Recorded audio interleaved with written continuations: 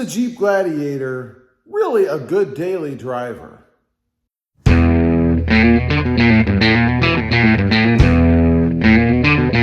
Well, good afternoon, everybody, and welcome back to Rob Motive JT.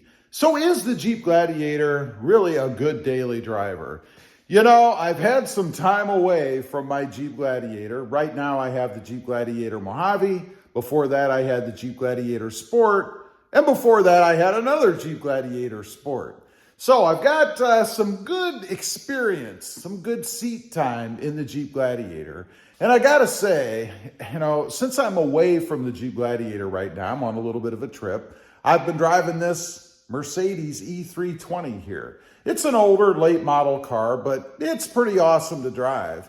Even so, I still miss my Jeep Gladiator.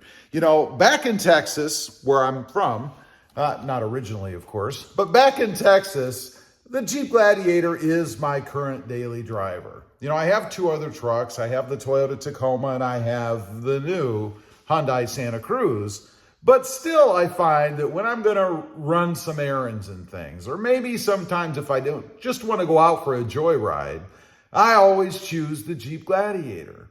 I mean, it's comfortable, it's fun to drive, you can see out of it, and it kind of gives you that unique feeling still when you're driving around in a Gladiator. Now, I know there are more and more of them out there, particularly in South Texas. I'm starting to see, I wouldn't say lots of them, but I can't go out anymore and not have any on the road. I remember when I first got it, I was always the first one out there driving around. I mean, you didn't see any other ones. It was unique. There are more, but still pretty scarce as compared to some others like full-size trucks and Toyota Tacomas. I think South Texas probably has the largest number per capita, other than Hawaii, of Toyota Tacomas. You can't go out without seeing them everywhere.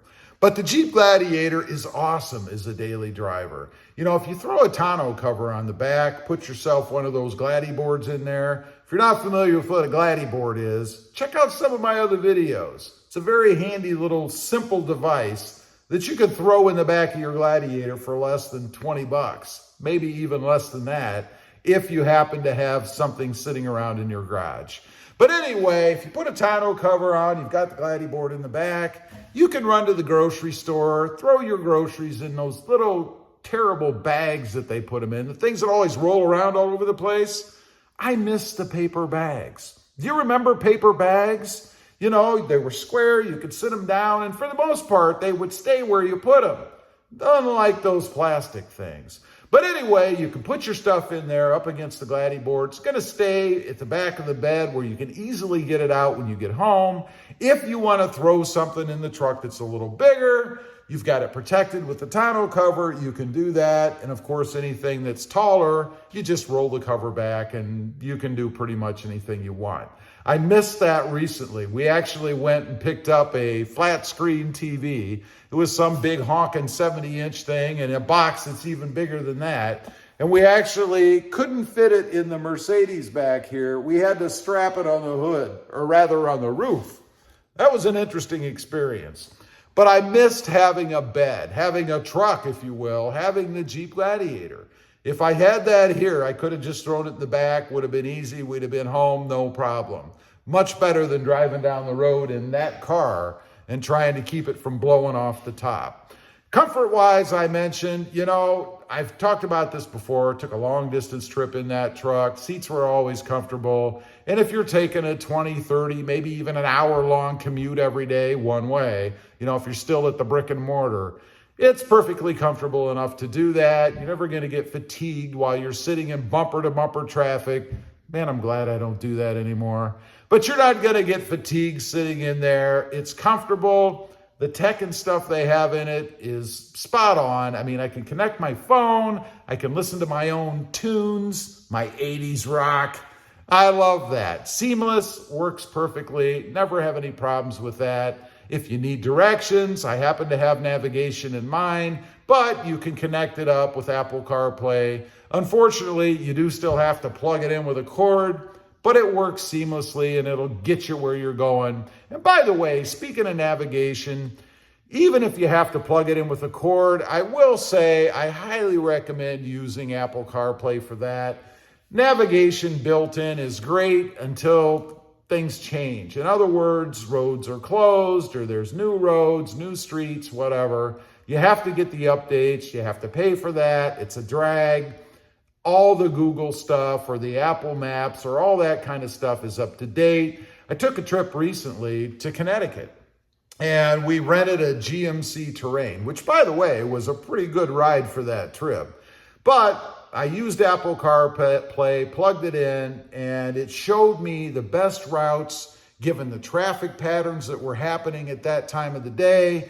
Detours even would pop up and tell me there was a speed monitoring device coming up. In other words, there was a cop on the side of the road radaring everybody. And I have to say, every time, I think, except once, when I got that message, there was indeed a cop on the side of the road running radar.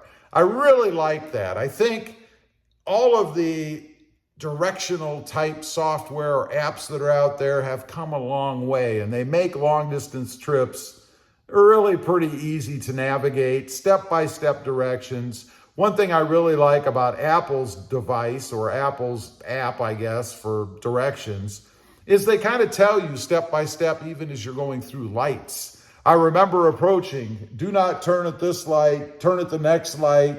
It was very easy to do, and I'd say it's pretty hard to get lost now if you're using one of those apps. I think it's awesome.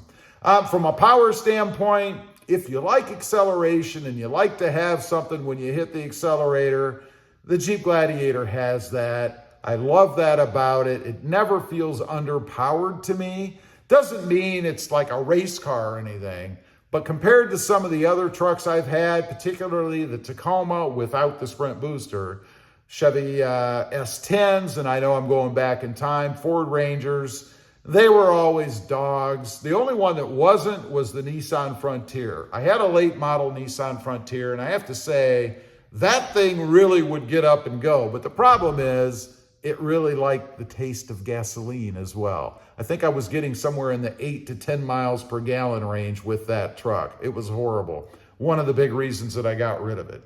So yes, I would say the Jeep Gladiator makes for an awesome daily driver. I would highly recommend it. Just the versatility alone that it gives you. You know, let's say that you're at work and, you know, in your off time, maybe during lunch, you've decided you want that big screen TV and they're having a big sale at the Best Buy or Target or wherever it is, Walmart's.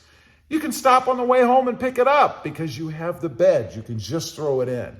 I like that. I love being able to do what I want to do when I want to do it. In other words, I don't have to wait for a delivery service, talk to a friend about borrowing their truck, or try to jam it into some sort of smaller vehicle like this thing back here. It just doesn't work.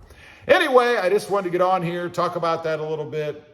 I've had the Gladiator in one form or another for quite a while now, and I would say absolutely it makes for a great daily driver. Leave a comment if you've got one. Do you agree? I'd be curious to know. Also, real quick, I do have 2 additional channels. Rob Motive, all about Toyota Tacomas, and Rob Motive MT, all about compact trucks. Check them out, and if you're interested, please consider subscribing. Thanks for watching. Stay safe out there. Bye.